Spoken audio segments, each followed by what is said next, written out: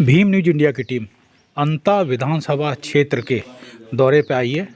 आइए हम बात करते हैं लोगों का क्या नज़रिया है। मैं हूं आपका दोस्त विनय कुमार सिंघल, आप देख रहे हैं भीम न्यूज इंडिया। हम खड़े हैं अंता विधानसभा में, हमारे साथ कुछ साथी हैं।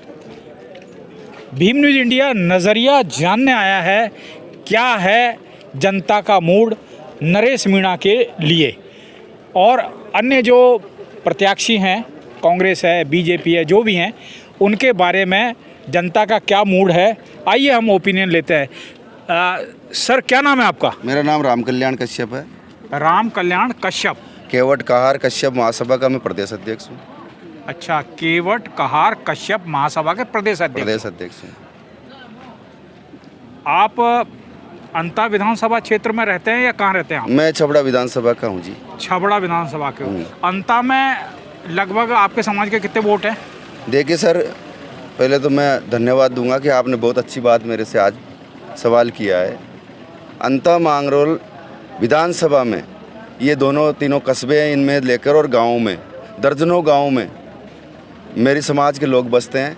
पर दुर्भाग्य की बात यह है कि इस विधानसभा में आज तक कांग्रेस और बीजेपी के मंच से कभी केवट कहार कीर समाज की आवाज़ ही नहीं उठी। इनको बिल्कुल विलोपित कर रखा है, जैसे ये बसते ही नहीं है। जब मैं यहाँ आया हूँ और यहाँ आकर मैंने गांव-गांव जाकर के देखा, मैं लगभग 100 गाँव में जा चुका हूँ, तो अत्यधिक गाँवों में 80 घर है, किसी में 150 घर है, किसी में 200 घर है। बाहुल्य में हमारे समाज के लोग तो यहाँ लगभग 15 से 20 हज़ार के बीच में वोट रहे हैं हमारे तो यहाँ। और सारे लोग खड़े हैं, पाटुंदा से हैं, कई मानपुरा से, भेरूपुरा से, शीशवाली से, रायपुरिया से, मुंडिया से, तिकोट से, ये लोग खड़े हैं। सब केवट भाई हैं, मेरे साथी हैं सारे।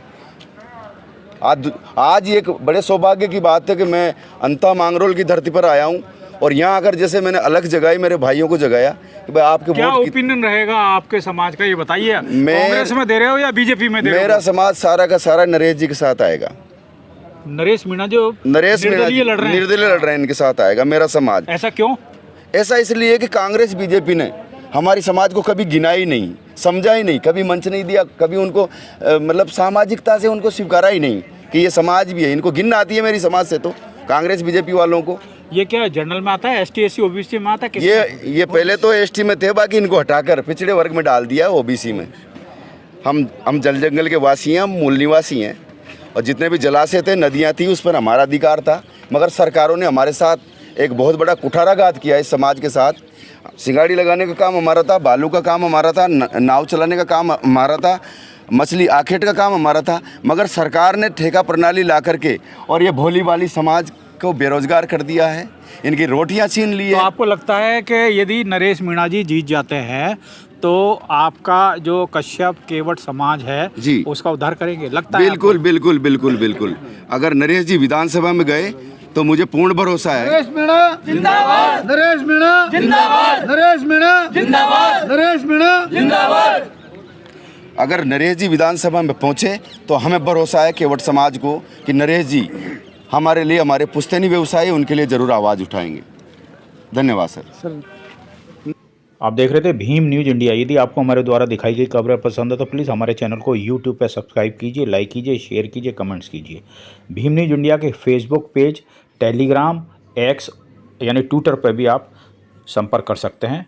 बने रहिए हमारे साथ, देखते रहिए आपका अपना चैनल भीम न्यूज इंडिया। आपका बहुत बहुत धन्यवाद।